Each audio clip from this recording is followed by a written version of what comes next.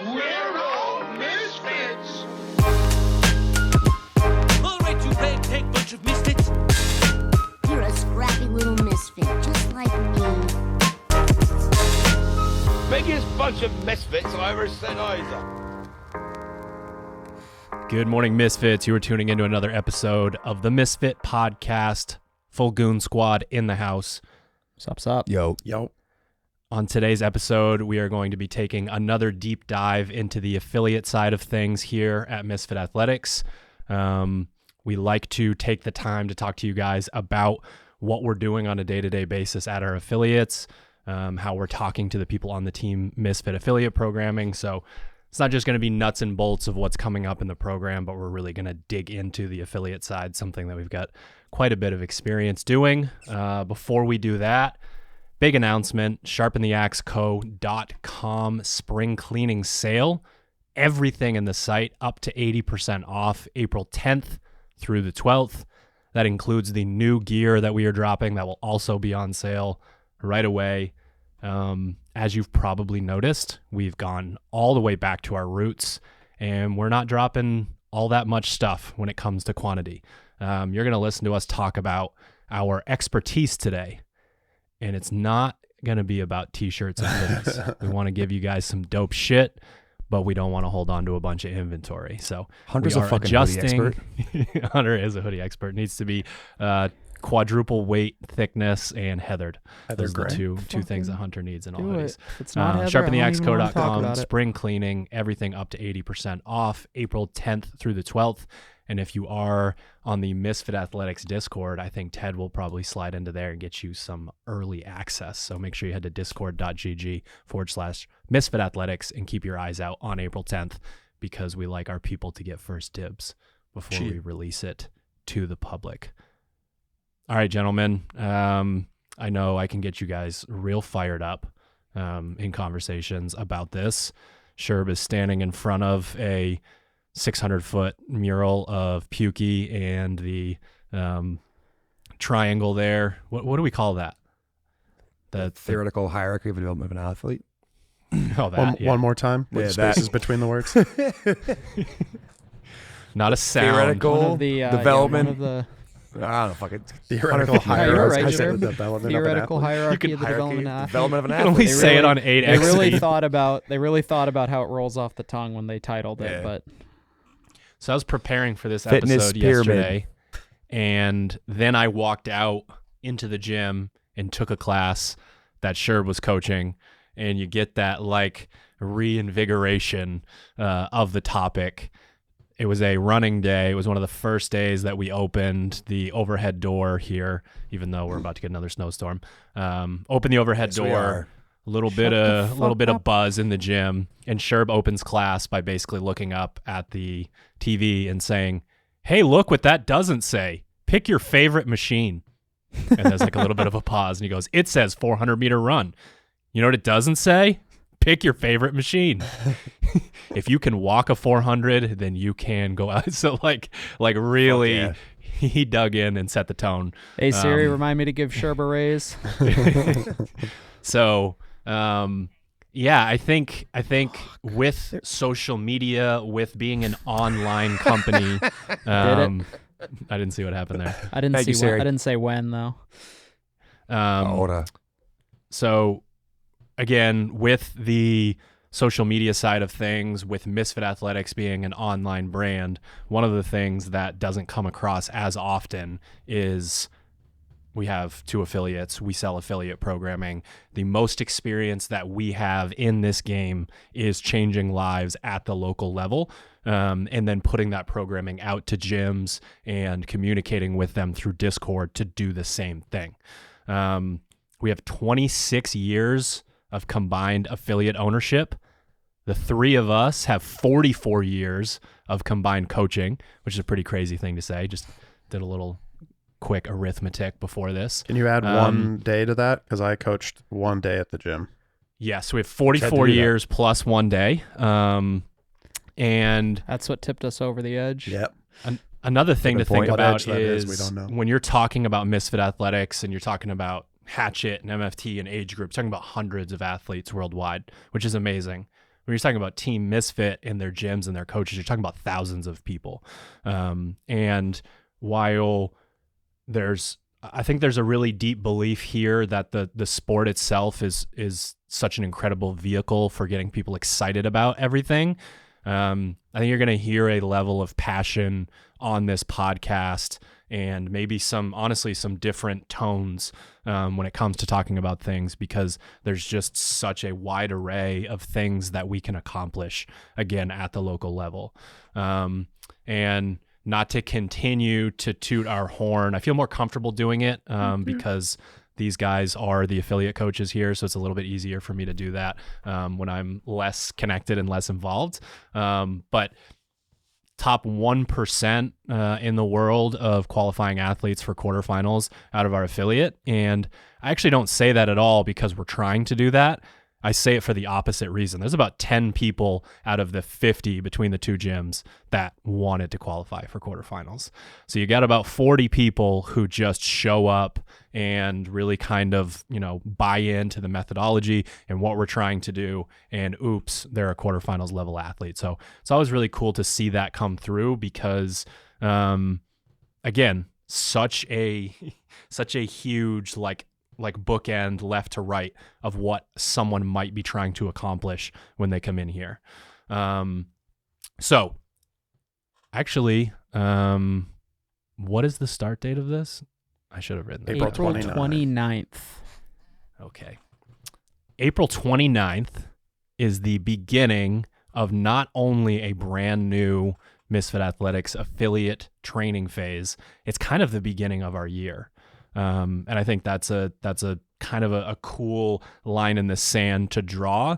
There's a lot of hubbub around all of the online competition that happens within an affiliate, end of winter into spring. And to have that date where you draw the line and sort of get back to basics and remind people of what we're here to do before you have to go all the way back around the calendar and deal with it again is something that I think is really cool. And one of our core values here at, sort of all of our companies is this idea of staying sharp. And at the affiliate level, there's kind of a cool little acronym that has a joke built into it, which is be a lair. A lair is someone who paints the 600-foot tall pukey behind them in their gym. A lair, lengthened out, is Larry, and it's just someone who really gives a shit about CrossFit and the methodology and sort of the original intention of it and is able to do that. The acronym stands for Learn, Apply, and Refine. At the affiliate level, there's a level of confidence and performance and bravado that has to be brought to the table when you are teaching a class, when you've got all these people in front of you. And as you build that, there is the potential to not stay as humble and not stay a student, right? I command a room very well. I'm very good with people. We've got people improving here. I'm done. I'm just going to keep hitting rewind on the tape recorder and hitting play again and regurgitate and start over. And to bring humility to that equation, to remain confident, to know that you are moving the needle, but that you could potentially do better, do more, is incredibly important at the affiliate level. So Learn, Apply, and Refine, I think is a good segue into, I'll let you guys jump in, of having our, 44 years of experience here doing all of this stuff and still wanting to listen to feedback from the Team Misfit gyms, to listen feedback from our coaches here, from our members, and refine what we're doing and take another crack at creating the absolute best full season that we can. I don't know if you want to jump in, Hunter, but my mind instantly goes to just the process that we spent over the last probably 6 to 12 months asking ourselves, what is a really good affiliate class? Starting with hey, you can't just have people come in and do 7 by 1 shoulder press if that means we're done the class in 30 minutes, and then what the fuck do we do the rest of the hour? And then I think we swung too far in the direction of what they call the black box programming of a lift and a Metcon every single day. And then, you just see help people go through a class like that. And there are athletes who gravitate well towards lifting weights and athletes who gravitate more towards the conditioning, and neither athlete is really improving upon the things they need most. If you like lifting and you don't like conditioning and you have both things in class, where do you think that energy goes? It goes into the thing you like and not so much into the thing you don't like. Now, that doesn't mean you can't occasionally have both things in the same class, but I think the thing that we've really made a point of is trying to double down on like what the experience is that the member has when they come to the gym. And that should be CrossFit, which is coming in and doing something at a high intensity that's constantly varied and applies to their real life. So I think the last 12 months, we've really made a push towards getting people to understand what like classic CrossFit is. And I think people have come around to the idea that they don't need 3 to 4 training pieces in a day. They need to come in, try really hard today, recover, come back tomorrow, try again, and then maybe it's a rest day after that, or maybe it's a third day in a row before a rest day. But the idea here is like getting people to understand what intensity actually means and being able to deliver that in a way that athletes can come in, understand the point of that, and not feel like they're missing out. So they really truly do lean into like what the day is in front of them, doing it really well, and then coming back and doing it again. Every year that we kind of rebuild, I usually kind of start the process by about like towards the end of the year, like even before the open starts, kind of like December timeframe. I'm starting to think about like what has gone well so far this year. What are themes that I've noticed in either taking class, observing class, coaching class, whatever. And every once in a while I pick out a theme that's like, man, we're not doing this really, really well. And every year we rebuild the program, and I think like this is the best affiliate program that we've made so far.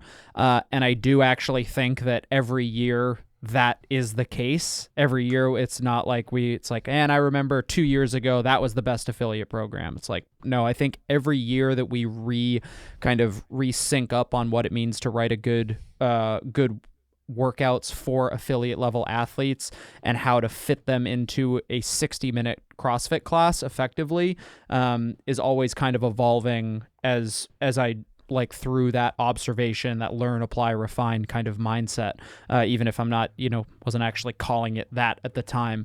And I think probably like the biggest thing that I've learned, applied, and we are trying to continue to refine here is the idea of simplicity. I used a 24.1 as an example of that for these guys when I was like, hey, one of the things that we really want to focus on this year with the affiliate program is making sure that things are like simple and effective. And again, 24.1 dumbbell snatches and burpees to me was like the epitome of that.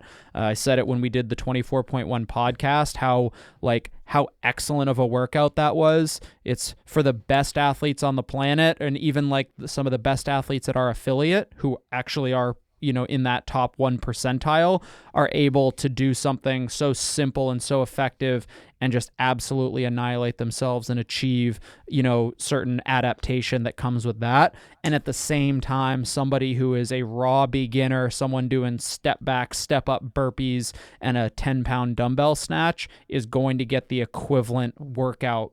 Obviously not necessarily the same power output, but for that person, that relative effort, when the workout is written properly to allow that sort of thing to happen, that's where the beauty is. That's how people get so fit. That's how we can kind of put these workouts together that enable a level of intensity kind of across the board, even if times, you get someone who does 24.1 in 7.5 minutes versus somebody who takes the full 15 minutes to do the workout. Those people still feel equally as bad, at the end of their workout relative to their fitness. And that to me is like the mark of like excellent programming. And that was really one of the things that we tried to kind of take on in this upcoming year of trying to balance, keeping people engaged, keeping coaches engaged, not making it so boring, as effective as 10 by 400 meter run is. We do have an obligation to a certain extent to make sure athletes are like, yeah, I want to come into class to do this workout. And a lot of that is us communicating and educating athletes. But I think that there is a way to make sure that the programming checks as many of those boxes as possible, with the end goal of getting every single person who comes through the doors, whether you're top 50 quarterfinalist or brand new beginner trying to shed weight, we can do the same for both of those people with a well-written affiliate class. We're going to get into this idea of biasing versus overcorrecting a little bit later in the podcast, but that's where my mind goes when you say that, Hunter.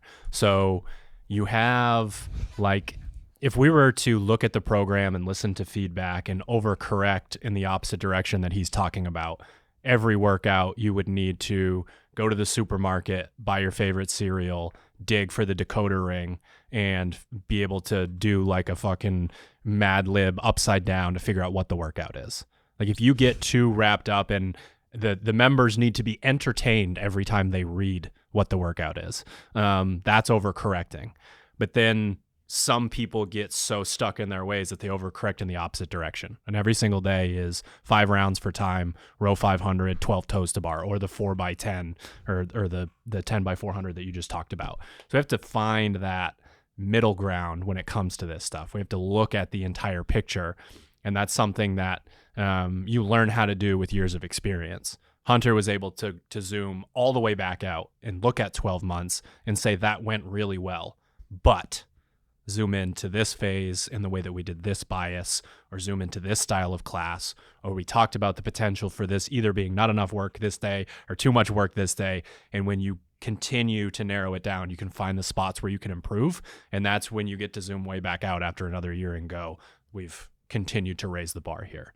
You sort of addressed some of it already, but I want to make it kind of explicit here, and Sherb, you can jump in. How do you write an affiliate program that works at a place like Misfit Gym Portland or Misfit Gym Wyndham?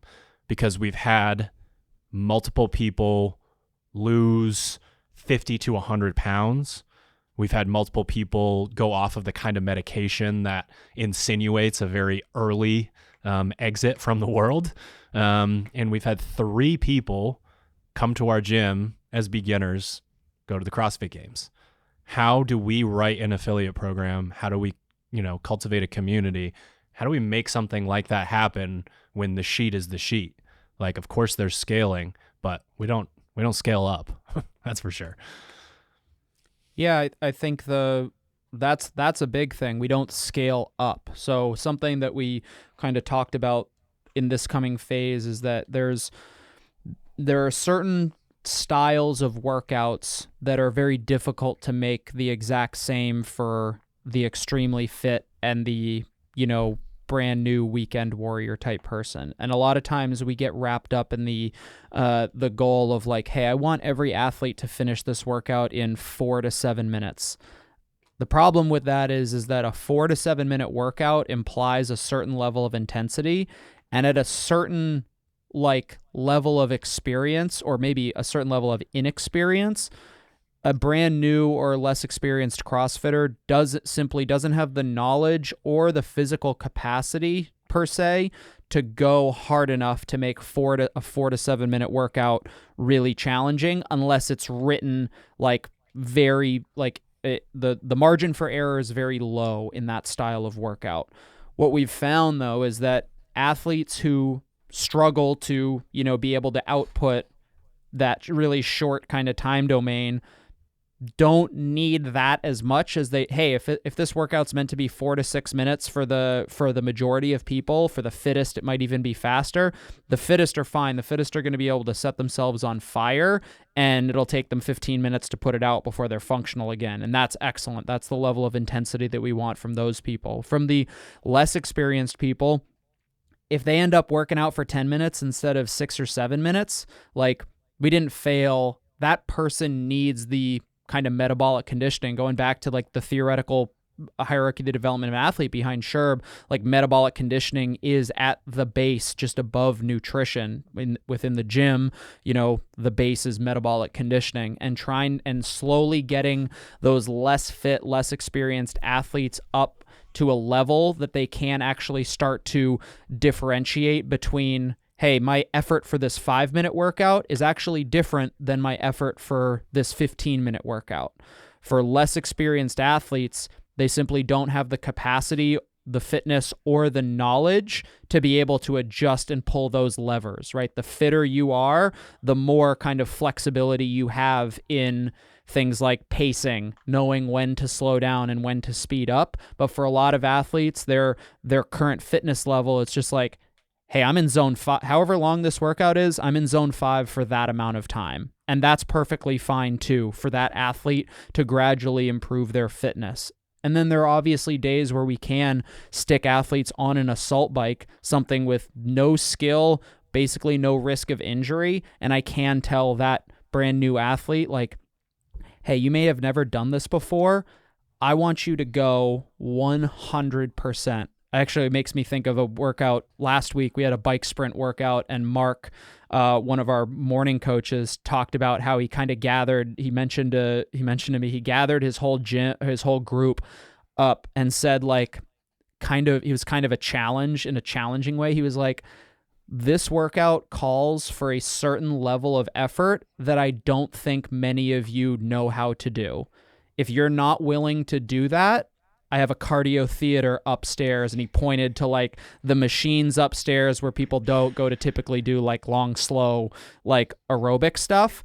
And because he knows his athletes, he got those guys, they're fucking shadow boxing in the corner, ready to rip somebody's head off. And with that, and just absolutely hammered their assault bike. So there's obviously a level of the coach understanding who they're talking to elicit that sort of thing. But to the original question, we have just become intimately aware of what is necessary from a programming perspective, to allow the fittest athletes in your gym to get a killer workout without it degrading, or maybe the less fit athletes to get a killer workout without ever degrading the fittest athletes, their workout experience. Because you make it the workout too easy, like no amount of, hey, you should have just gone faster, can actually make that workout harder for a certain type of athlete. And we have those athletes here. Every once in a while, there's a workout where it's like, this person just simply could not have gone much harder, and that was just what their workout was. But it takes a much more nuanced approach to make sure that both ends of that spectrum have the workout that's right for them. And I think we continue to inch closer to like getting that right, 95+% of the time. I think it's important to note, though, just playing devil's advocate here, as the coach with your athletes, you have to know what that person's like psychological and physiological tolerance is to exercise. Because if you hear what Hunter says and you're like, all right, fuck it, they'll work out for 20 minutes and we're supposed to work it out for 5, that's not it either.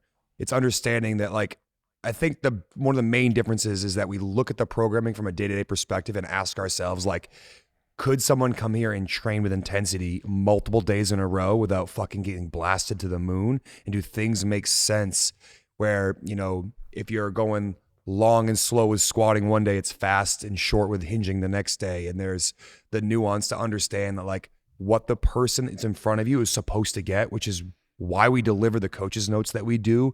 It's, hey, in today's skier, burpee box jump, sandbag lunge workout, if someone's skiing for more than a minute, they are doing too many calories in this workout. You need to calibrate that, either before the workout or during your warm up to figure out what is the appropriate dosage of calories.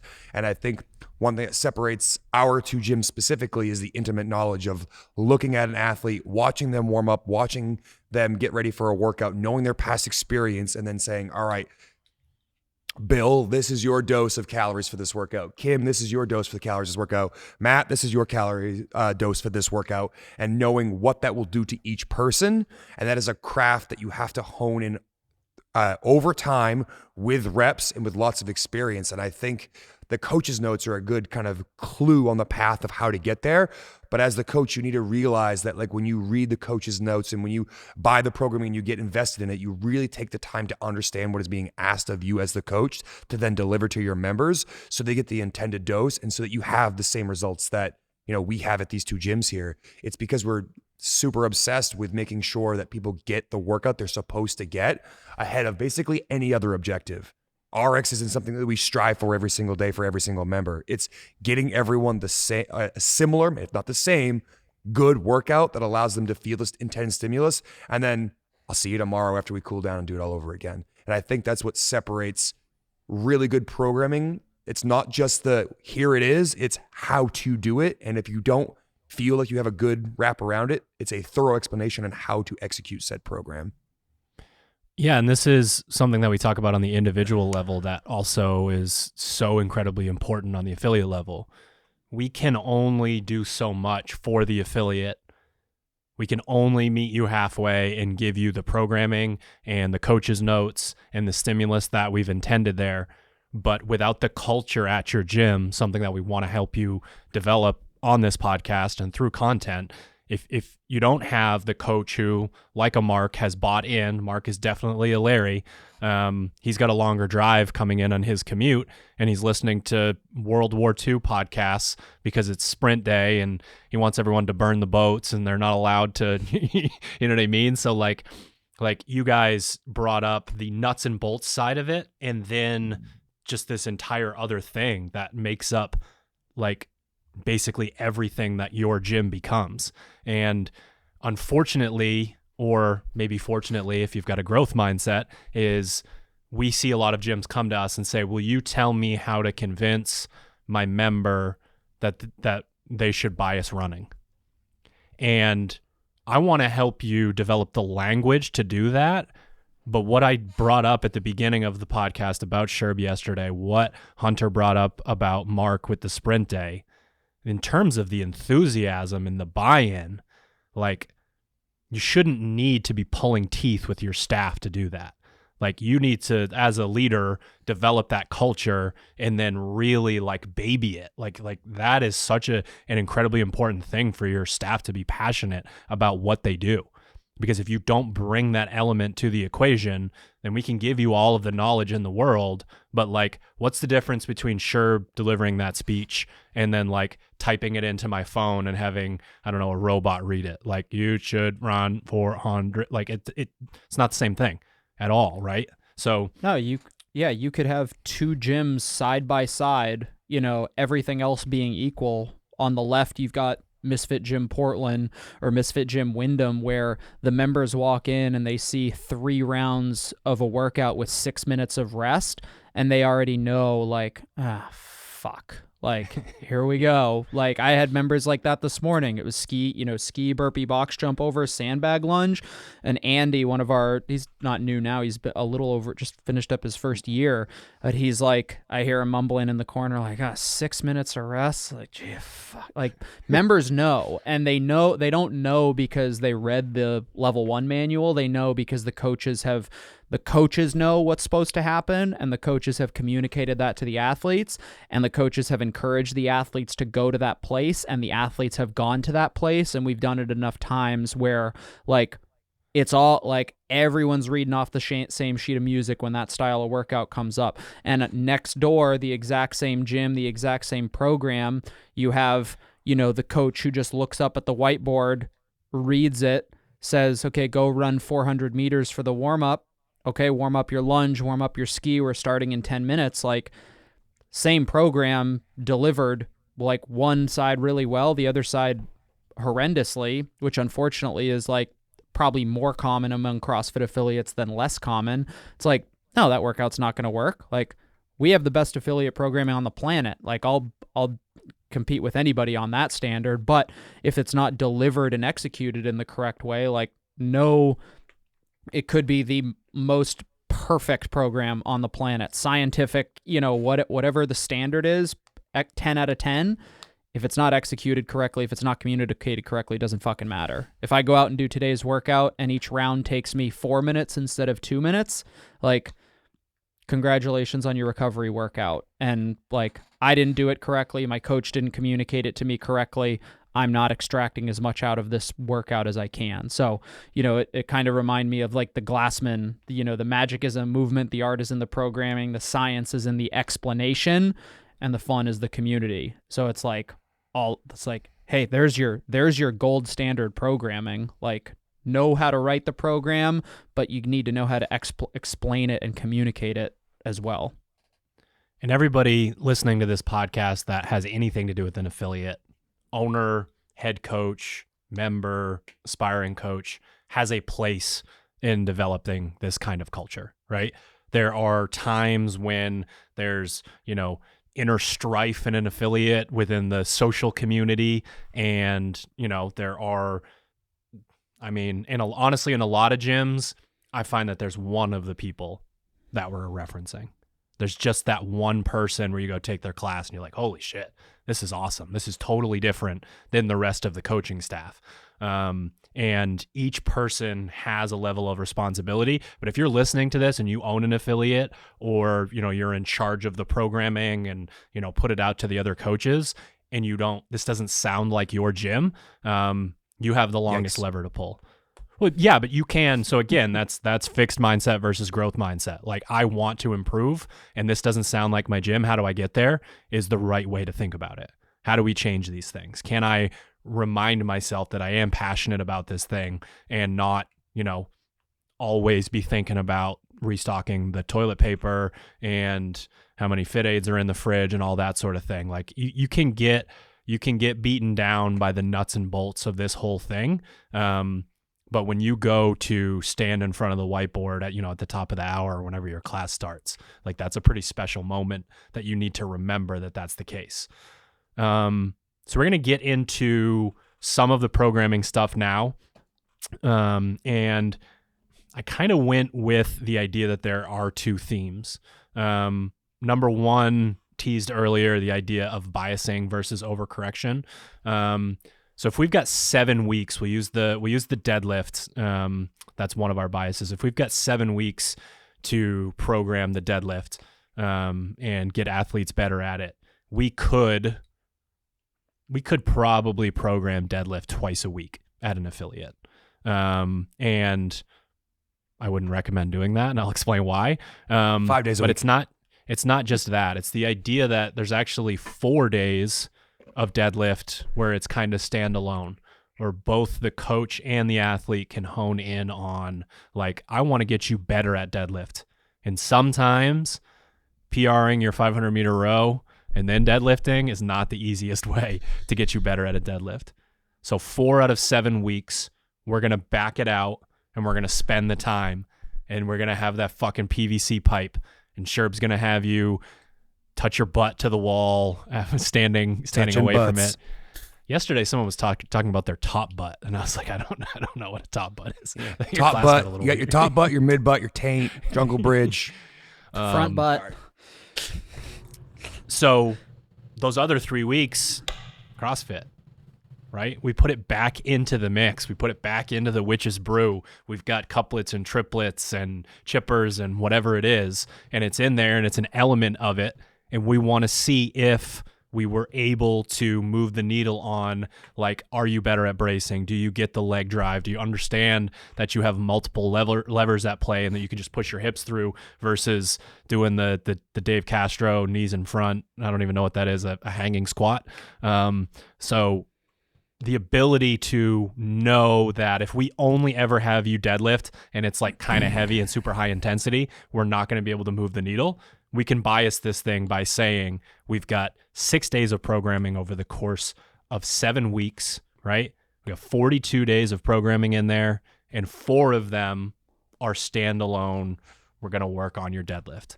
That's how you bias a program without overcorrecting. People will be better at deadlift, not only in the 1 rep max land, but also in the volume land. And then most importantly in the, sort of the guise of monostructural conditioning. The other theme here is one that will be very obvious when I say that we're locking in on deadlift, bench press, strict pull-up, strict vertical pressing, and running. That is just kind of the essence of the basics of movement and things that obviously go well together. That's incredibly important as well. But we've got some really good biasing in there, and we've got some really like, hey, this is the first one. This is the first crack that we have at moving the needle for you in quote unquote this year. It's kind of our CrossFit New Year that we're starting. So we're going to start with things that like really good return on investment, really functional movements, and then build from there. I think this time of year, it's important to remind athletes what fitness actually means And I think going back to the pyramid that's behind me here, like we've talked a lot about metabolic conditioning. We talked a little bit now about strength work, but after we fix an athlete's nutrition, excuse me, and then we get the metabolic conditioning up, it's next thing. It's like, can you move your own body weight through space? And the desire of an athlete to advance to manipulating external objects, aka weightlifting, often comes at a higher priority relative to moving your own body weight through space. And then that same athlete is fucking pissed when they come to class and it's handstand walking or handstand push-ups or toes to bar. And it's like, well, I understand the frustration of not having these skills, but you want skills you don't have a foundation for yet. You are trying to advance to something you haven't figured out already yourself. And if you are frustrated by the fact that you don't have push-ups, pull-ups, dips, things of that nature, first place you talk back to is, and we shot a video about this, is the diet. Like, are you eating correctly? Are you getting enough of the quality nutrients you need in your body? And for a lot of athletes, that's really the reason. There's no other reason. It's not that you don't do enough pull-ups in class or you haven't done enough handstand push-ups or dips. It's that you don't pay attention to how you eat in the, it's 168 hours in a week. The other 164 hours you're not with us each week. You don't pay attention to that stuff. And then second of all, like, when those things come up in class, are you focusing as much on how to do a pull-up correctly as you do a snatch? And a lot of people's just like, I'll grab a band, I'll hang from it, I'll bounce a bit, I'll do some reps. But then on a snatch day, they really lean into like the technique of it. And it's like, you should give the pull-up the same respect that you give the snatch, because if you want to have all these higher level skills, you have to hone those in first before you worry about the more complex one. And I think that's just the intermediate's curse. They want to get ahead of that novice level already without creating that foundation the novice needs to have, where they're obsessed about learning everything and refining everything really well first before they worry about the higher level skills. Man, running don't lie either. That's where my mind went when you were talking about that conversation. Like, think about that pyramid. Like, if you skip ahead on that pyramid and we're, sort of basically it's the gymnastics version of monostructural conditioning in a big way, because a lot of times, again, it's the winter here for what seems like 12 and a half months out of the year, and you're sitting on rowers and, you're not moving your body through space if you're on the ski erg in the same way. And then those doors open and we go for a jog and it's like, frick. Did I pay attention to my nutrition? And it just has this way of like shining a light on your actual GPP. Like there's just something really about like your running ability in relation to the rest of your skills that can remind you that like basics are so incredibly important. Yeah, I think everyone got a chance yesterday to remind themselves of that, Drew, with class. Sorry, Hunter, to interrupt you, but I think everybody yesterday quickly realized after about 2 400s that, oh, fuck. Except for Kyle and Trish. Beast. Jesus. Yeah, well, that was fucked. That's fast. They ran hard. But anyways, sorry. Jump in. Go ahead, Hunter. Did you finish your thought?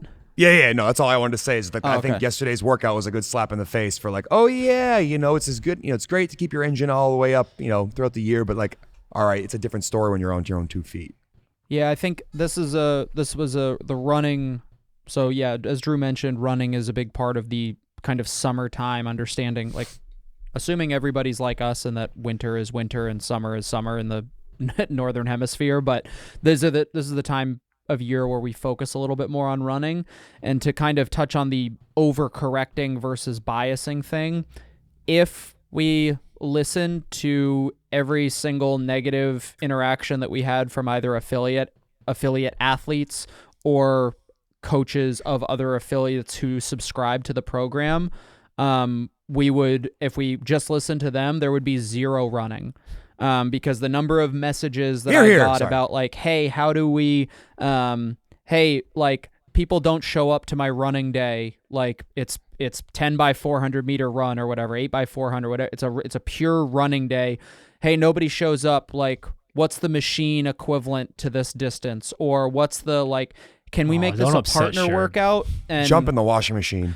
And it's like, there are a couple of problems at play. One, like, so I'm going to look at, like, I'll look at myself first and say, like, okay, did we write a running program that on paper is wickedly effective, but doesn't, like, elicit the engagement out of either athletes or coaches that we want, and therefore isn't going to be super effective because people aren't going to want to do it. It's like, okay, so can we do better there? Yeah, we probably can, and we made some a little tweaks this year to similar to the deadlift as opposed to just purely deadlifting once a week, in class.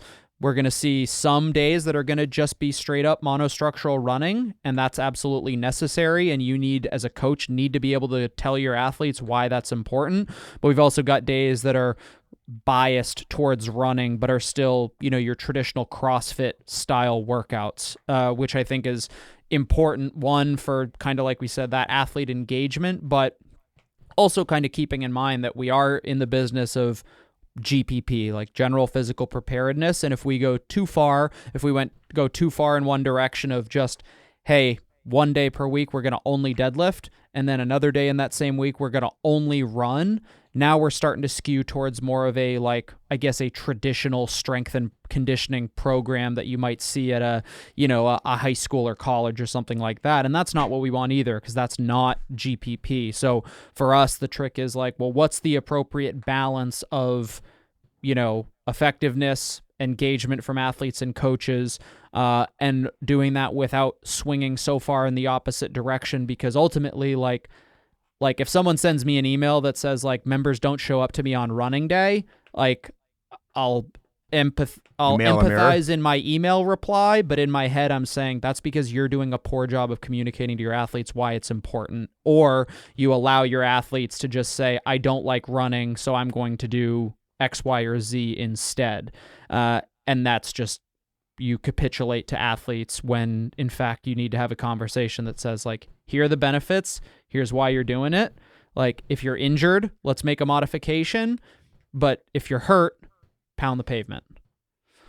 The functionality component is what I think is crazy there too. It's like the easiest and most relatable thing to anybody who's putting up against something that's in CrossFit is that, hey, why are we doing this? It's like, there is a functional component to your real life.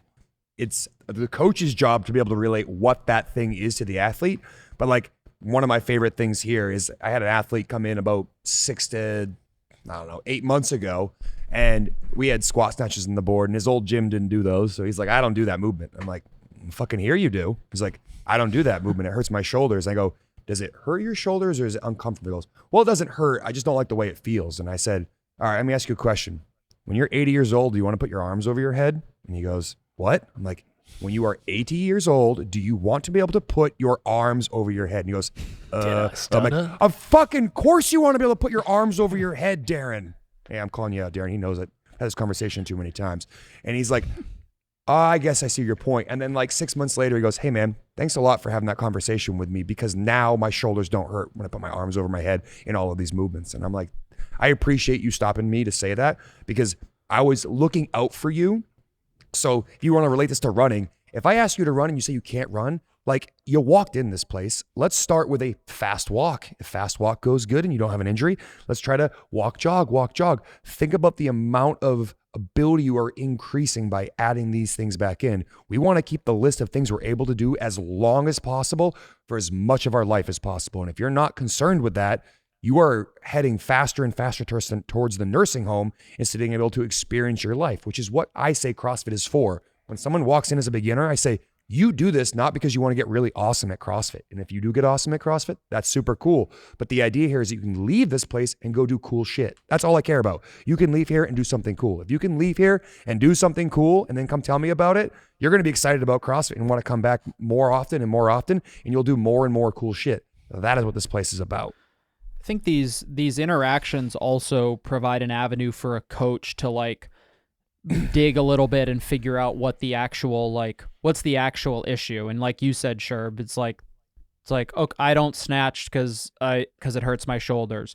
Just the simple question of like, are you hurt or you injured, kid? Like, if it's an injury, if it's like, hey, when I put my shoulder over my head, arm over my head, it makes it feel like my shoulder's gonna fall off because I had a rotator cuff tear a decade ago. It's like, okay, well, let's figure something out. We can work around that. But if it's the difference between like, oh, it just hurts because it's a little uncomfortable, and it's uncomfortable because the last gym I went to, when I told my coach that he capitulated and just let me front squat anytime. So I never actually like got coached or instructed. You're in my world now, Grandma. For running, it's the same thing for me. It's like, why don't you like running? It's like, well, it hurts. Well, why does it hurt? It's like, well, I know why it hurts. It's because you're 30 pounds heavier than you need to be. But it's like, hey, like that's the avenue for the coach to say like, hey, do you know why running is like uncomfortable on your ankles and knees? It's because you put like 5x force, whatever your body weight is. It's like 5x that every step you take or whatever. It's like you're putting hundreds of pounds of force through this joint because your nutrition is poor. So let's talk about this offline. This is not the tone of voice I'm using for these conversations, by the way. It might so be. the tone of Maybe voice it I is, used. Sorry. But the point is like these sorts of interactions give you as a coach an avenue to say like, hey, it's actually not that you dislike running. It's that it's really uncomfortable for you because you're really overweight and heavy. So instead, let's like, hey, let's use the Sherb method. Like, let's walk, or maybe, hey, let's do the first 3 rounds of this 6-round workout as running. You can run or walk as slow as you need to. And then the last 3 rounds you can get on a bike. And then after class, you're going to show me your food log or something like that. But there has to be like that connection point where we're not just capitulating to the desires of the athlete, because ultimately they are paying you for your expertise. They're not paying you to come in and do whatever they want in the gym. They're paying for you to guide them towards a fitter, healthier lifestyle. And like sometimes that means like, hey, you're going to be like, this is a CrossFit gym. You're going to be uncomfortable. Like CrossFit's for anyone. It's not for everyone. And I think that's like, you know, hey, we have the tools to make your life better, but like it's that 50-50 agreement that we talk about too. And it goes the same way with the affiliate athlete. I get the benefit of Planet Fitness being next door. So I say, you want to do whatever you want? Go over there. It's really next door. Like, I'm here to help you. I mean, I can help you, but you have to listen. You have to try. You have to do both of those things. You show up, you listen, you try. If you don't do those 3 things, this place won't work. If you want to do what the fuck you want, next door, you spend 1/15 the price. Go there and do whatever you want. But I'm here because I'm telling you what I think is best for you, whatever that thing is. And again, the fucking snatch thing was an easy example. But any movement in the gym, coach needs to be able to be armed with points of, or just essentially reasons why we do the things that we do. And you need to be able to communicate those. And if you don't know why, ask questions. Research for yourself. It goes back to the LAR thing from earlier. Like, you got to go learn so you can deliver a class that's more effective. The more you know, the more you can explain why you're doing what you're doing, the more buy-in you're going to get from athletes. Yeah, and the other part of the be a Lair is the acronym does mean something, but being a Larry, there's an insinuation of a level of passion attached to what you're doing. If you bring those 2 things together, that's when you're going to have a pretty magical place. My mind goes to 1 programming note and 1 coaching note, sort of trying to draw a connection here. So whether your members know it or not, week 1, probably a fairly rude awakening, akin to the one that our members had yesterday, running those 6-400s. A reminder of what it's like to run. A reminder that running feels so easy, and then it feels impossible. You just feel fresh, you feel springy, sun's out, good to go. Why did I run a 145 400 and a 22-minute workout? Who knows? We'll find out. Send it, kid. So then that's week 1. Week 2, you can acquiesce and say, you know what? We're gonna run, like we're just gonna run. We're gonna do a running workout, and I'm gonna put you through a really good warm-up, and I'm gonna talk to you about your pacing based on your running test. We're just going to work on it. You and me, and yeah, there are other people here, but we're going to work on your running. I know last week didn't go so well. Week 3, let's just see. Let's see what it's like thrown back into the mix. And then you get to go back and forth within that style to work with your athlete. From the coaching perspective, I have a really hard time wrapping my mind around people reaching out to us and asking for, like, they almost want to be able to blame someone else. Like, well, it's their fault. They say that this is a good idea and they're experts, so let's just listen to them. And that's just not going to cut it, again, if you want to develop a culture. For me, if I'm sitting in this office and I don't know when I'm going to be able to go out there and work out, if I see something that has a little sex appeal to it, I can go out there. Like if I got like a 7-minute triplet, are you kidding me? I'm not gonna be sad during a 7-minute triplet. Like I get to keep changing movements. Maybe it's a chipper. It's amazing. I'll go out and do that. If I see running intervals or bike intervals or row intervals, I'm gonna want to wait until 3:30 p.m. to go out there and get motivated by a coach and feel the camaraderie of another member and get that push. Like it feels backwards to me of the like, I can't get people to come in on this day. Like they need you more on that day. They need the community more on that day. It's not about like, why am I paying a membership to just go jog outside? I could do that on my own. You can't do that on your own the way that we do it here. And like, you need to be able to show that. Like a true nasty running interval day is worthy of Sherb going half white, half blue, riding in on a horse and giving the William Wallace speech. Like, fuck yeah. Like you can, like the return on investment is insane. You're in a pile of yourself. You feel like you need to eat 8,000 calories when you go home. You sleep like a fucking baby. Like getting outside and running and having the community aspect. Like how many boxes do you check off on a day where you go in and communicate with other humans, like-minded human beings, and push yourself under the sunlight? Like the idea that we can't convince people to do that just means like the perspective is being looked at from the wrong direction. You could do that on your own. You won't. Dude, you could. How much You better is could. it to jog laps with your friends versus being in a Planet Fitness on a fucking treadmill? Like I don't know. Maybe it's just me. It's not. It's not. This is definitely not a chirp to anybody who comes in and does like open gym, but there are a handful of days where I'm just doing like a MF2 session up in the upstairs, and I can see the floor, the gym like during the middle of the day, and members come and go for like open gym throughout the day, and I can see.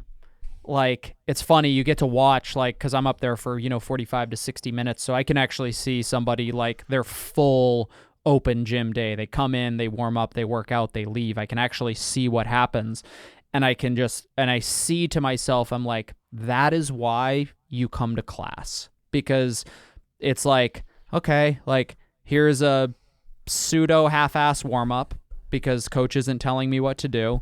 Okay, read the workout that's up on the board. Okay, yep, it's 3 rounds of this and that. And I'm just going to kind of cruise through that 3 rounds. I'll do my workout. Maybe I finish up with 50 sit-ups or something like that, and I head out. And it's like, that's why you come to class. Because what I just witnessed was not the intent of the workout.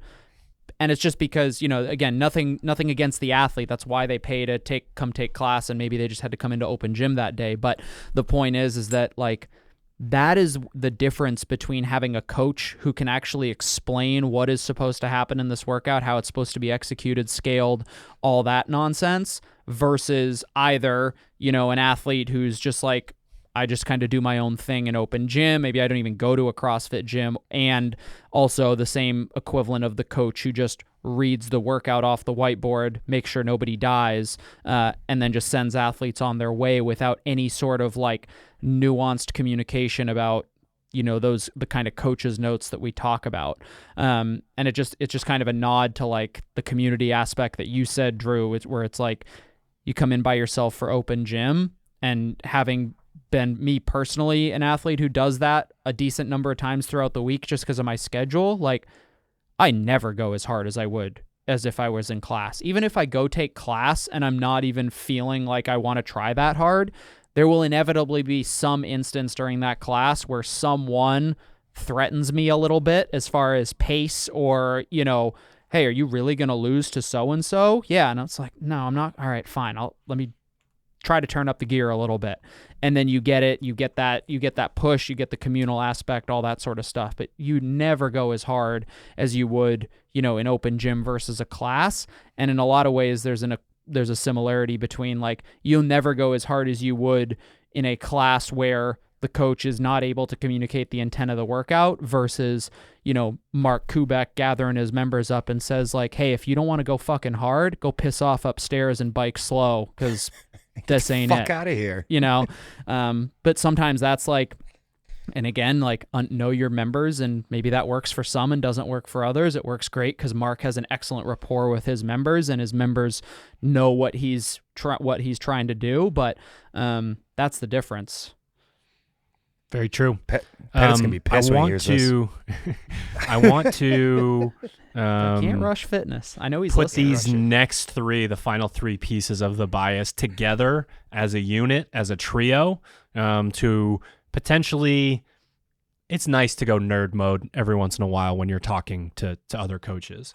So we have bench press, strict pull-ups, and then what we're calling strict vertical pressing. So you're either going to be doing strict handstand push-ups, or you're going to be doing pressing with dumbbells or barbells. And thinking about it here, so like one way that you could look at it, the bench press overcorrecting could lead to mobility issues, strength imbalances. It's a very localized movement. It's got some functionality. But when we think about it from the perspective of I am going to bench press, I am going to press vertically, and then really important, I am going to get traction and connect that like belt all the way around my upper body with targeting my upper back. When an athlete can move through those different planes and get pressing in multiple directions and get that traction and build chest, shoulders, upper back simultaneously, there is a synchronicity to all of that each one moves the other needle. And when you do stuff like that together, we can progress through the season and really start to ask an athlete to think about things like kipping pull-ups and chest to bar pull-ups and bar muscle ups, or deficit handstand push-ups or wall facing handstand push-ups. So there is a sort of linear progression macro view that we try to take when we're getting you to move the needle with your athletes for whatever their goals are. But I think it's really important to understand how you could develop upper body strength, something that's for a lot of athletes very challenging to do, with putting these three elements together. Yeah, I think that the way that we did this year, I really like, because we have the blend of, high rep bench press and strict pressing vertically.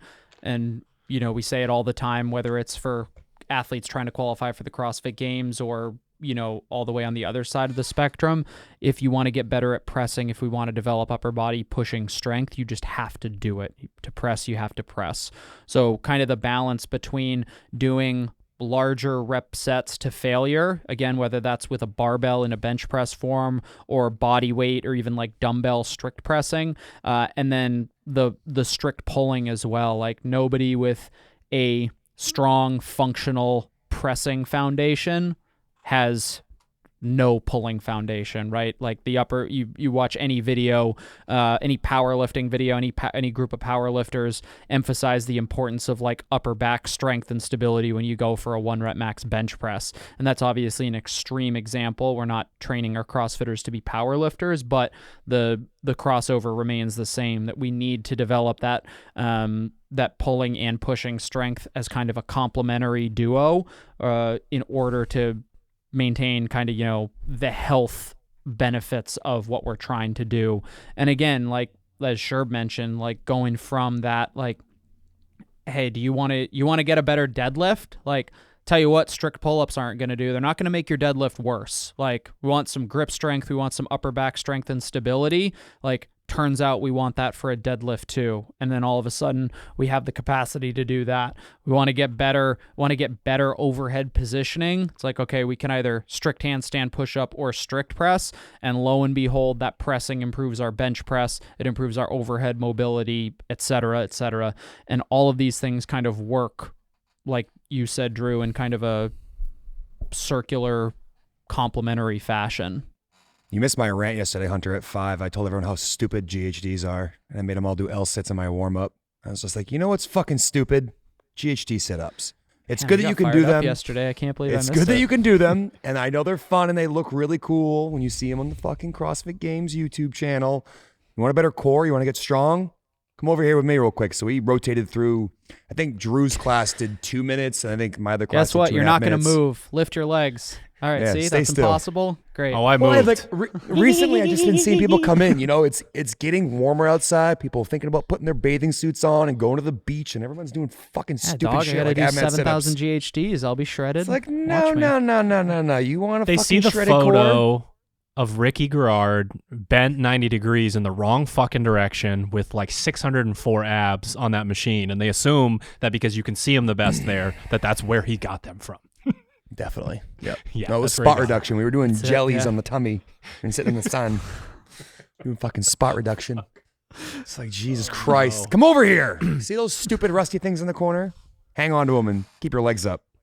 I'll see you in a All couple right. minutes. Rusty things are the parallettes, right? That's what we're talking about. Potentially the most important part of this podcast is that we've just talked about 3 days a week of a program that is 6 days a week.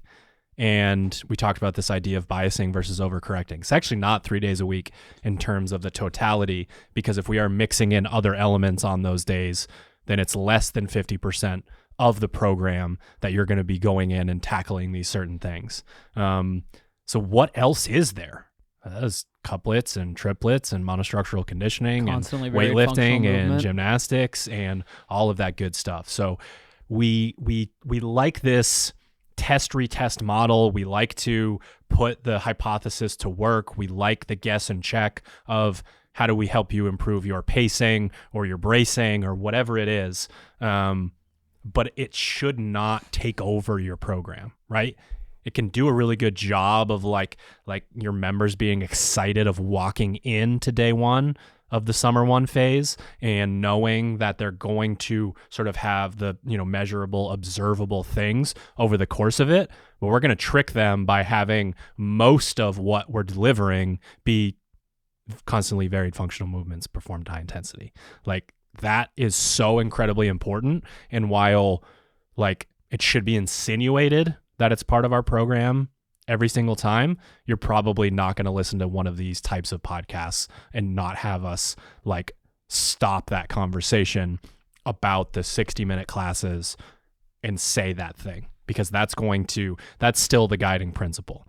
And we know how to use it really well. We've got systems in place for the way that we program so that, we're going short, we're going medium, we're going long, we're in the running test going pretty long, and then in some of our monostructural days going incredibly short, and then what movements are involved when you do go short, medium, and long, and all that sort of stuff that you don't need to worry about too much if you are purchasing this program.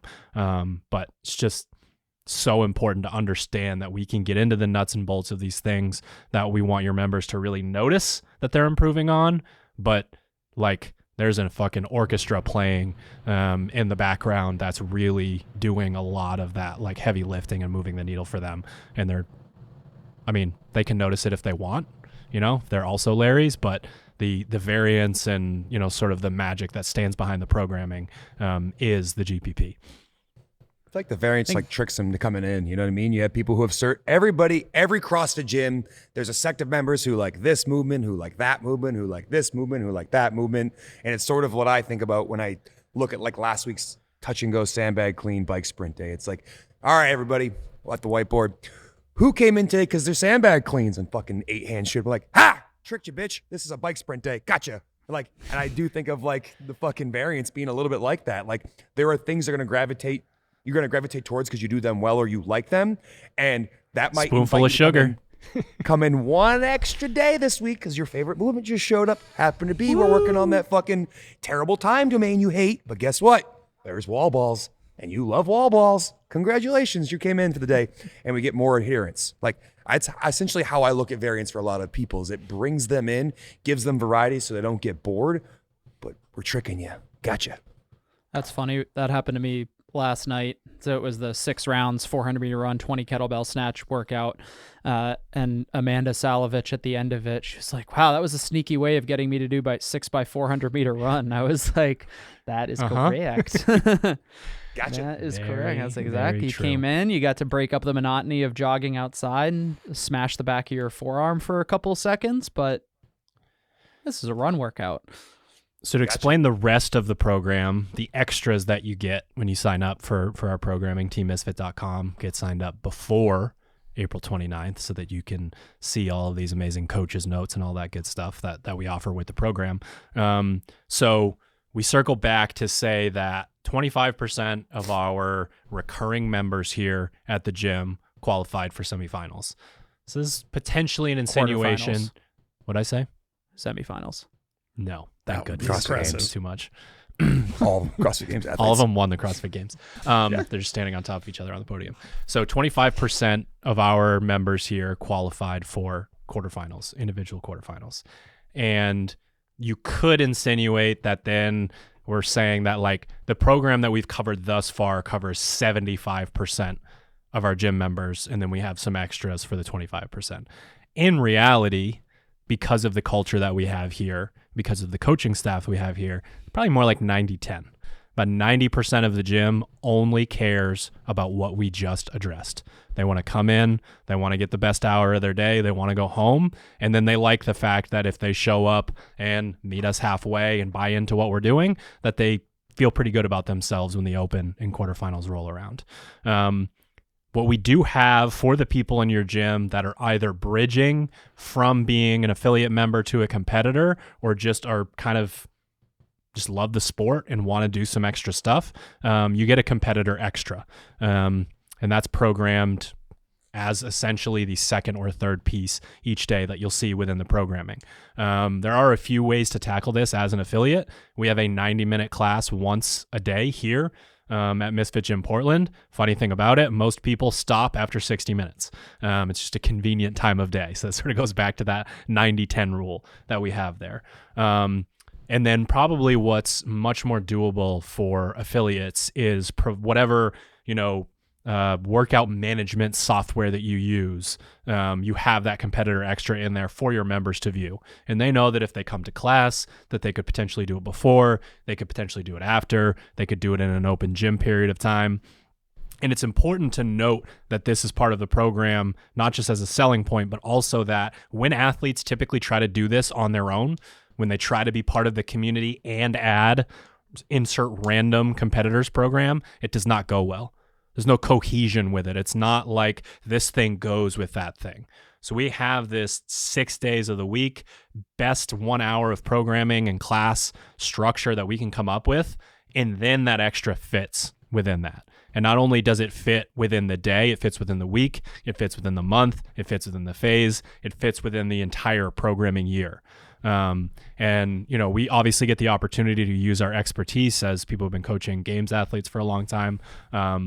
But that is an extra that you get with the Team Misfit affiliate programming. You also get an engine program. A lot of gyms have, they call it different things, a sweat class, a cardio class, whatever it is, where it is a more monostructural conditioning type of thing. And we bring so many of the principles that we talked about today into that engine program, where you're going to choose a particular bias, test, retest model, and then we just go attack different energy systems and different machines and different pathways to get people better at that. So again, the bulk of what we talked about is important to all of your membership. And then for the people that want to bias monostructural conditioning, they might have a race coming up. They want to get better on the bike. They want to get better at running, or the competitor extra. But again, that's that smaller subset that is looking for something a little bit extra. And it's very challenging for your average gym goer to know what they're supposed to do. People stack this program on top of that program on top of that one, and they work really hard and they are dedicated, and then they make it back around to open and quarterfinals and things don't go the way that they wanted it to. So that's in there so that you can help them navigate that whole landscape, because it becomes complicated when you start putting, square peg round hole. I also think for that section of the population who wants a little bit more, there's still just this desire that volume is the answer, and like doing a few days of an extra piece is realistically all that is reasonable to ask of someone looking to get better with their lifestyle. Like, you think about the lifestyle of your favorite CrossFit athlete, you probably don't live it. Almost certainly don't live it. You don't sleep 9 or 10 hours. You don't track every bit of macros that you put into your body. You're not obsessed with, what your Whoop score is or your Garmin recovery score. Like, you just don't live that lifestyle. So to try to do more than that's in the programming and the competitor extra, like, it's just a diminished investment on the return you're going to get from said time spent in the gym. And, one of the things that we hopefully communicate really clearly in this podcast is, like, doing extra for the sake of doing extra is a pretty big waste of time, and you probably shouldn't do it. But hey, it's your life. I have coached 2 athletes that have podiumed at semifinals and gone on to the CrossFit Games in the individual division that have executed on lift, Metcon, skill for their semifinals prep. The idea that you might need more than that at the affiliate level and at the open and quarterfinals level, potentially a little silly, right? Like, they just understand that those are the 3 things that I get to execute on, and I'm going to do them to the absolute best of my ability. And someone else out there is doing 2 lifts and 2 Metcons and 1 skill piece and not getting the same level of adaptation because it's too much, or they don't have enough time to do it, or they don't, understand that, like, I need return on my investment. It's not just how many boxes can I check off. So I regularly have remote coaching calls with new clients where I talk them off the ledge when they have a full-time job and lofty aspirations, like lift, Metcon, skill. You give me everything you got within those 3 things, and we can find a place for some zone 2 work throughout the week. You're going to do better than the volume monster who's just gets FOMO from other people's programs. If you've got athletes who are in that boat asking, like, hey, what else can I do to get better? What else can I do to get better? You as a coach, the first thing that you have to, like, go to has absolutely nothing to do with the gym. Like, the odds that person asking that question is sleeping sufficiently, eating correctly, hydrating Supplements correctly, guy? warming up, cooling down correctly, and doing all of, and, has full range of motion of their joints or whatever. The odds that all of those things are met and then that athlete's asking, what else can I do, is almost 0. So, like, as a coach, you have that conversation. You have an athlete. I even had a phone call with one of our longtime affiliate subscribers who was like, hey, I've got a handful of athletes who don't want to do class, or they do want to do class, but they want to do extra work. And I'm like, okay, like, well, what level are these people? And they're just like, well, like, they do most of the open workouts, like RX, they can do most of the move. It's like, okay, so these, like, this is most of like, it's RX. Yeah. So it's like I'm not going to make this a blanket statement, but, like, if you want to do extra work, I would want you to be able to, as an athlete, be able to do all of the movements that we programmed, you should be able to do, right? If it's like, yeah, I do chest to bar pull-ups whenever bar muscle ups show up. It's like, okay, so we don't have bar muscle ups. Let's figure out why. Is it a technique thing? Is it a skill thing? Or more likely, is it something like a nutrition thing where it's like you're carrying around too much excess body fat compared to your lean body mass. It's like, okay, let's start there before we start adding GHD sit-ups and pistols. And then, like, and working your way through, like, again, the odds that I have an athlete who came up to me and was like, hey, I only hit, like, I was like less than 90% of my 3 rep max deadlift when we did 3s the other day. And I was like, and he's like, what's going on? And I was like, because I had a previous conversation with him, he was like, he's got a new kid. He's a firefighter. So he has an overnight shift, like 48 hours on, 5 days off. And it's like, I know exactly why you didn't deadlift very well. It has nothing to do with the fact that you didn't get weaker. Your nervous system shot. You didn't sleep well. And, like, if you're thinking about doing more work, you're just digging that hole deeper. I think we just, like, as a coaching community, like, could do a way better job of going back to kind of like that foundational, like, level 1 document. What is fitness?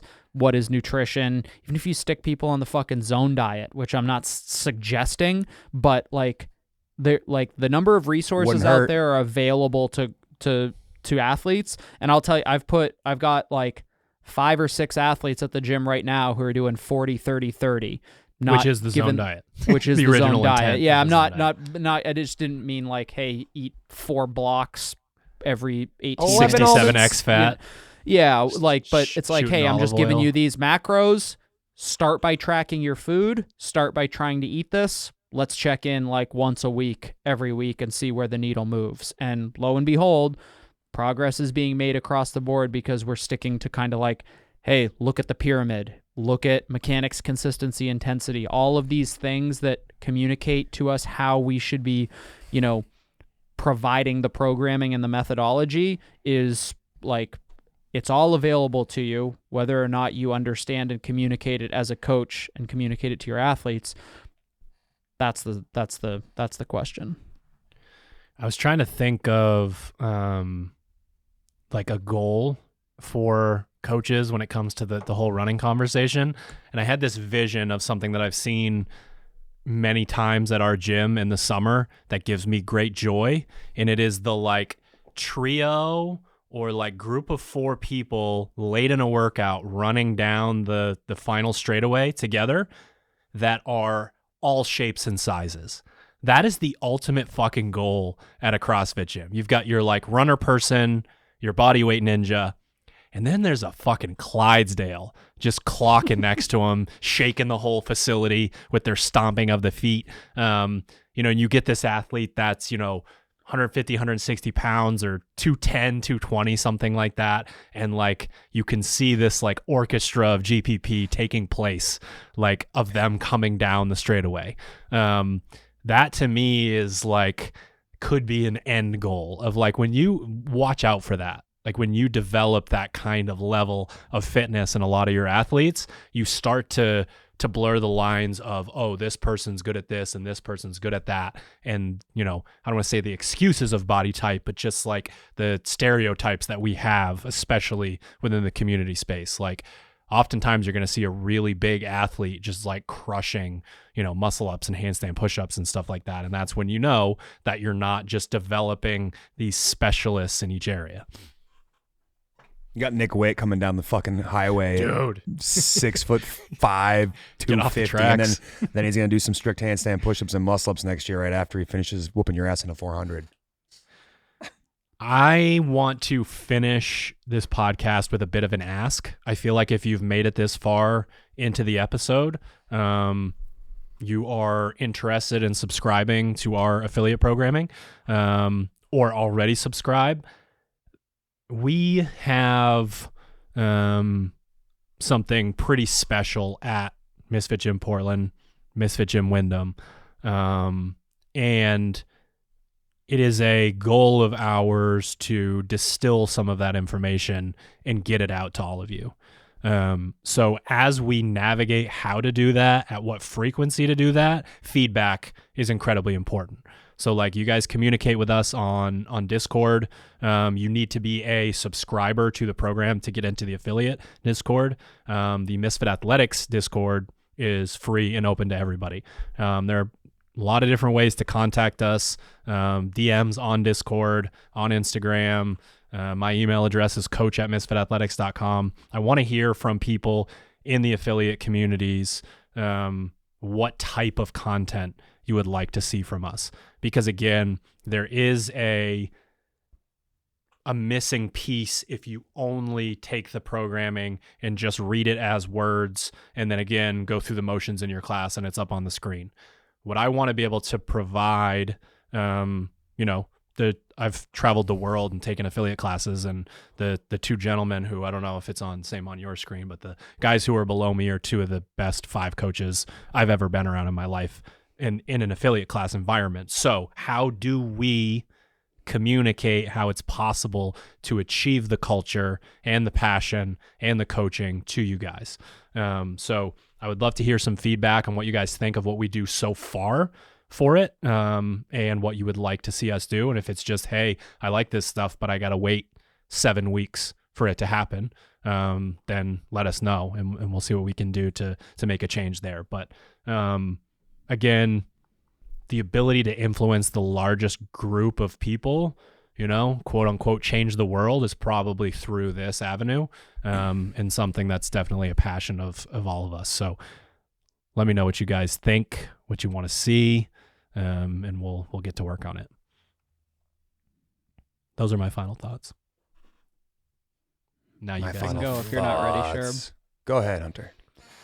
Yeah, I think that I'm not very good at coming up with super original ideas, but I feel like I'm pretty good at explaining ones that I really understand well, and I think the CrossFit methodology is one that I understand really well.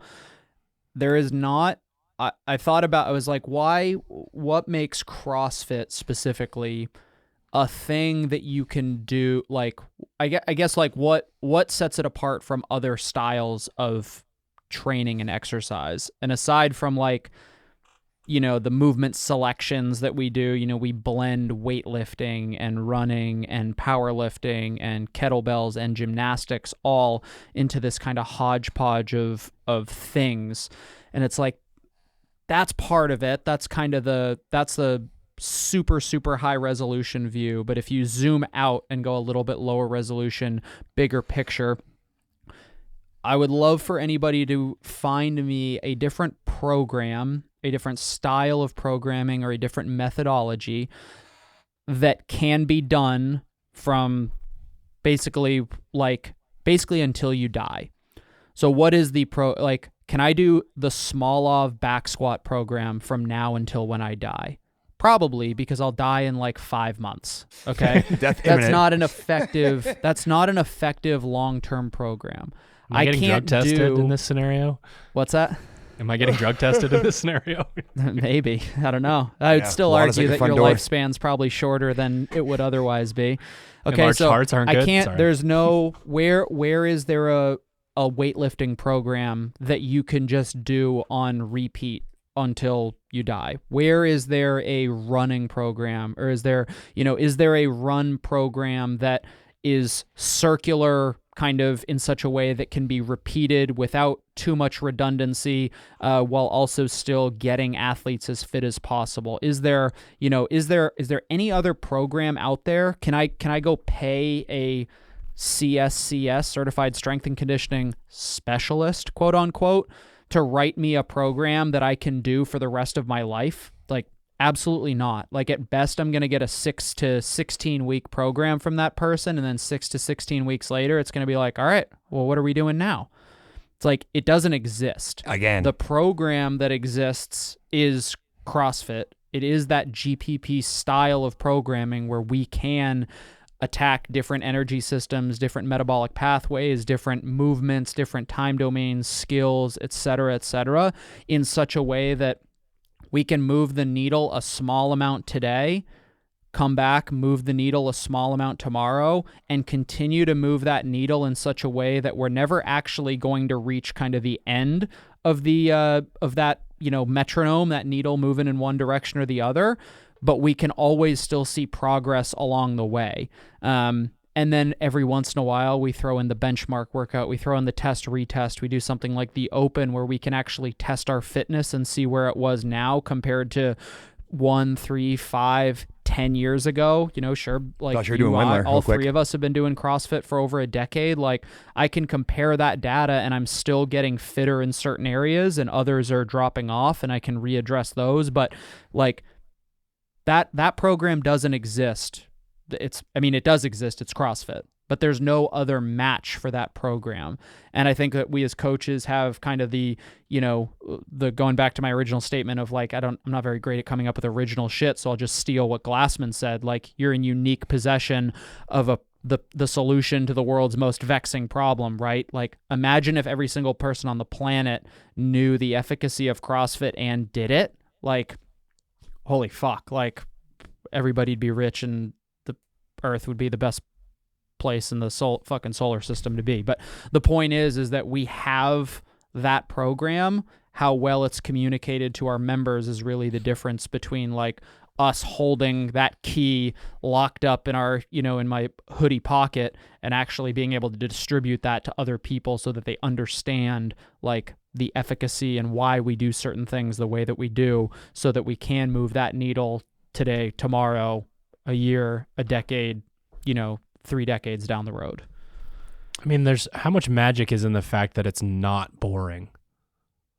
Like, Well, I mean, just- it's like that was the cool. Honestly, like before I started CrossFit, when I was doing like P90X and Insanity, it was like, ripper. oh, this is sick. Like it's a little bit different every day, but eventually those DVDs run out, and it's like, well, I've done this routine like 5 times before. I've done that one. It's like it I don't know reminds the me last of time I my repeated a workout.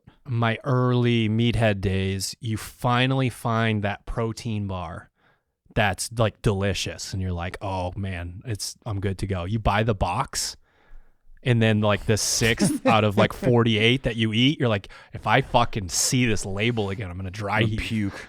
Yeah. You just like, as vomit. human beings, we get excited by new things, and then you realize that you're alone in Planet Fitness again. However long you persevered this time, and then I don't have time to work out anymore, and then you kind of start this thing over, and you just get the opportunity to be like re-surprised and buy into it when you walk into the gym every time.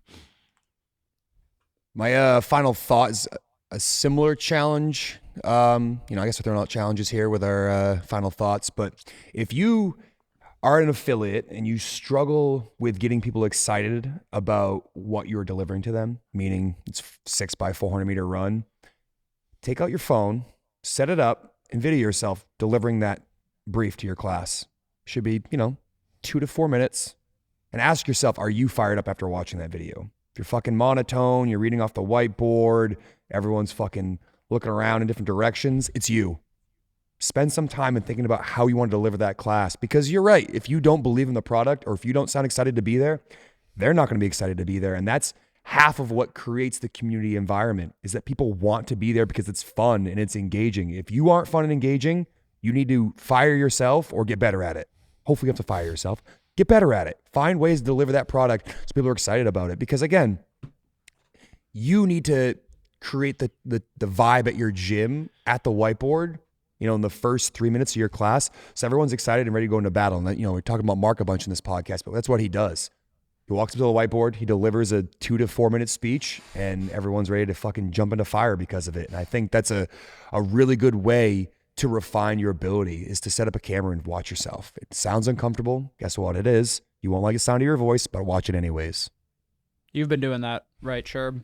And you've found it I have been. valuable. So he's not telling you to do that, but without having done it. And I mean, you a haven't bit been doing it himself. for super long, Sherb, and you seem significantly more comfortable anytime I see like an instance of it.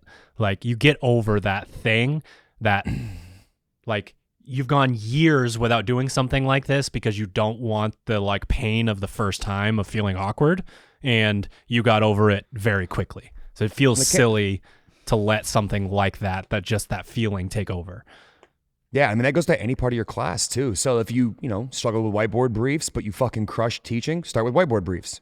Your whiteboard briefs are awesome, but you're not happy with how you teach double unders, set up a camera and watch yourself teach double unders. And then ask yourself, like, was that clear? Was that concise? Did people refine their movement? Did I see progress? Like, these are all things affiliate coaches should be asking themselves continuously, because if you really want to be a layer, you have to go back and want to find ways to deliver information in, 12,000 different avenues so athletes understand. And, you have the visual athletes improving, you have the auditory athletes improving, and the athletes who need this is how you do it through tactile cues, they improve as well. And that's what separates your gym from, Bob's gym down the road. So I think it's a really valuable tool. And if you've never tried it before, like, I was so resistant for years. I've heard people say, like, video parts of your class. I'm like, I'm good, thanks. But it actually does help quite a bit, and I'd encourage you to do it. Do we do it? April 29th. teammisfit.com, April 29th. I would suggest, 4 to 7 days prior to April 29th. So you can get in there and get your program downloaded and talk to your coaching staff and be a layer and create some buzz and develop that culture. But yeah, I'm really excited for this year. It's really cool to be able to have our laboratory out there in the gym. Sherb, you're standing in your lab right now, and then we have the ability to put this information out to other people as we continue to learn, apply, and refine. So teammisfit.com, 1 week before April 29th. Get yourself prepared as a coach. Get your gym prepared. Get everybody excited. Yeah. Thanks for tuning in to another episode of the Misfit Podcast. Do not forget spring cleaning, sharpentheaxeco.com, April 10th through the 12th. Head to discord.gg/Misfit Athletics if you would like to be in the group that finds out when they can go buy all of the gear before the general public even has a chance, and then they won't be able to buy anything, and they'll send me a message and say, what the fuck, there's no XL t-shirts. So be one of those people that gets the XL t-shirts. All right, see you next week.